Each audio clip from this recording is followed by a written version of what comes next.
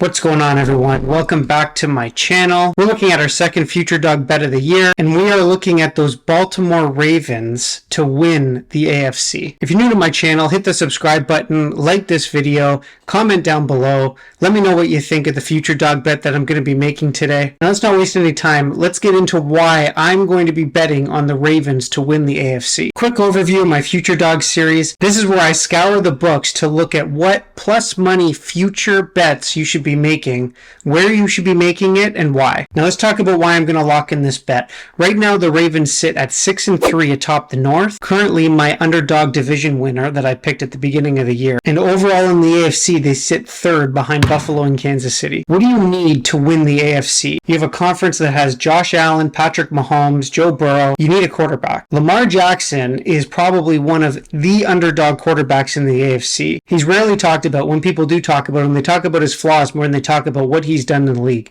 So let's talk about what he's done in the league so far. He's a measly 14-1 against the NFC in his career. He's fifth all time in career rushing yards in only 67 games as a quarterback. He has the third best winning percentage in primetime games since 2000.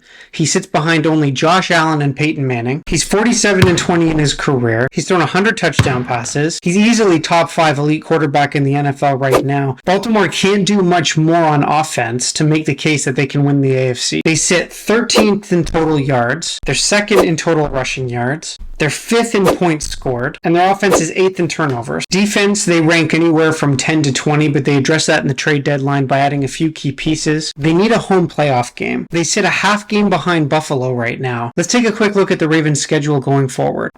They got the Panthers at 2-7. They got the Jaguars at 3-6. They got the Broncos at 3-5. They got the Steelers at 2-6. They have the Browns at 3-5. They have the Falcons at 4-5. They have the Steelers at 2-6, and then they have the Bengals at 5-4. Who they're losing in that list of games? We're going to give them the win against the Panthers. We're going to give them the win against the Jaguars. We're going to give them the win against the Broncos. Let's pretend they lose at the Steelers. Typically Pittsburgh plays them tough. Let's give that a loss. They're going to win against the Browns. They're going to win against the Falcons. Pittsburgh's not beating them at home. Let's give them a loss at the Bengals at the end of the year. That's 6 wins ending out the season. That puts them in the running for a home playoff game at least. If not the number 1 seed, then at least a home playoff game. So they're making the playoffs. Let's talk playoffs now. What are they going to have to do to get that AFC crown? What teams are they going to have to push past in the playoffs? You have the Bills, you have the Chiefs, and I think the Bengals are still going to be major players in that wild card race. So 3 teams that I think stack up well against the Ravens. Let's take a look at what Lamar Jackson's done against those teams in his career. He's 2-1 against the Bills in his career. Both teams stack up well against each other. So it's a coin flip. It's probably going to come down to who's healthier and could come down to who has that home playoff game. Lamar Jackson is 6-2 against the Bengals in his career.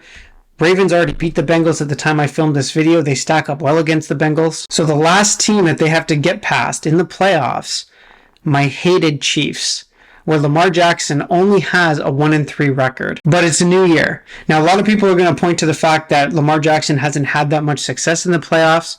He has a passer rating of 68.3. He only has 900 yards. He has 3 touchdowns, 5 interceptions in the 4 playoff games in his career. But this is the best he's looked so far, in my opinion. His team's only going to get healthier. He's got to get a couple more wideouts healthy on the outside. You're looking at plus 750 odds on FanDuel right now. And I think those odds are only going to go down depending on how Buffalo handles the Josh Allen injury. The Chiefs defense didn't look that great against a Tennessee team. And I don't think you're going to get better odds than the 750. I think it's a good bet to lock in the Ravens at that plus 750 on FanDuel right now. It's the best odds that I can see. Other books have them at 700 or 600. 750 on FanDuel. I plan on locking that bet in right now. So that's my second Future Dog bet of the year. Ravens plus 750 on FanDuel. Everybody, thanks for watching the video. Again, hit the subscribe button, hit the like button. Let me know what you think of my second Future Dog bet of the year. We'll see you next time.